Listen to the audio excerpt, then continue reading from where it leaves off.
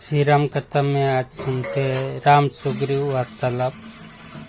राम ने सुग्रीव से कहा, ये सुग्रीव, मुझे बताओ कि वह भयंकर रूपधारी राक्षस मेरी प्राणेश्वरी सीता को लेकर किस दिशा में गया है। तुम शीघ्र पता लगाओ कि वह राक्षस कहाँ रहता है। वानर राज धोखे में डालकर मेरा अपमान करके मेरी प्रियतमा को अपहरण करके वाला वह निशाचर मेरा घोर शत्रु है। मैं आज ही उसका वध करके सीता को मुक्त कराऊंगा। राम के शोक से पीड़ित वचन सुनकर सुग्रीव ने उन्हें आश्वासन दिया, हे राम, मैं नीच कुल में उत्पन्न उस पापात्मा राक्षस की शक्ति और गुप्त स्थान से परिचित नहीं हूँ, किंतु मैं आपको विश्वास दिलाता हूँ कि मैं शीघ्र ही ऐसा यत्न करूँगा कि मिथिलेश कुमारी सीता आपको मिल जाए।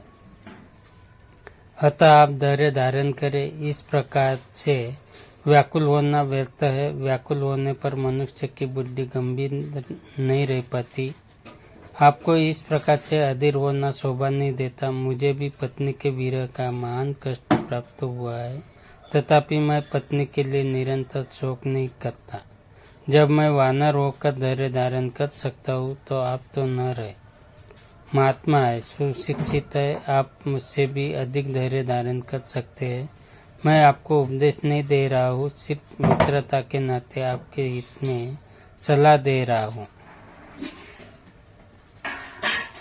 सुग्रीव की बात सुनकर राम ने नेत्रों से अश्रु पोंछकर बोले, हे वानरेश, तुमने वही किया है जो एक स्नेही और हितैषी मित्र को करना चाहिए। तुम्हारा कार्य सर्वथा उचित है। सके तुम्हारे इस आश्वासन ने मेरी चिंता को दूर करके मुझे स्वस्थ बना दिया है। तुम जैसे स्नेही मित्र बहुत कम मिलते हैं। तुम सीता का पता लगाने में मेरी सहायता करो और मैं तुम्हारे सामने ही दुष्ट वाली का वध करूँगा।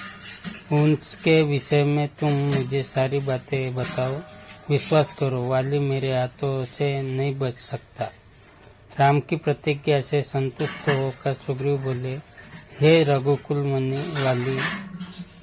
वाली ने मेरा राज्य, मेरी प्यारी पत्नी मुझसे छीन ली है। अब वह दिन रात मुझे मारने का उपाय सोचा करता है।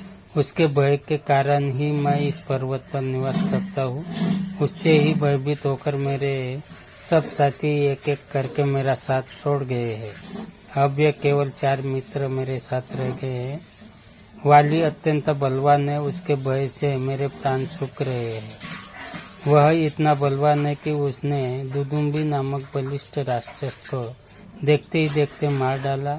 जब वह साल के वृक्षों को अपनी भुजाओं में भरकर जग छोड़ता है तो उसके सारे पत्ते झड़ जाते हैं। उसके असाधारण बल को देखकर मुझे संशय होता है कि आप उसे मार पाएंगे।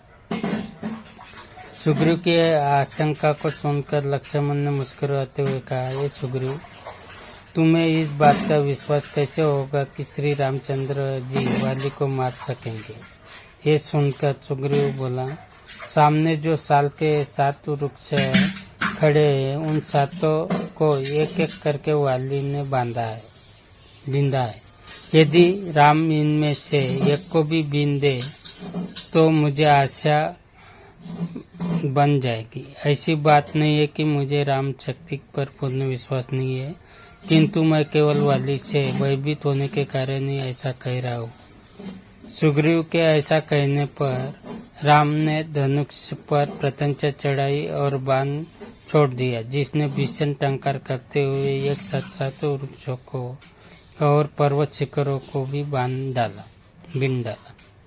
राम के इस पराक्रम को देखकर सुग्रीव विस्मित रह गए और उनकी बुरी बुरी प्रशंसा करते हुए बोला, प्रभु, वाली को मारकर आप मुझे अवश्य ही निश्चिंत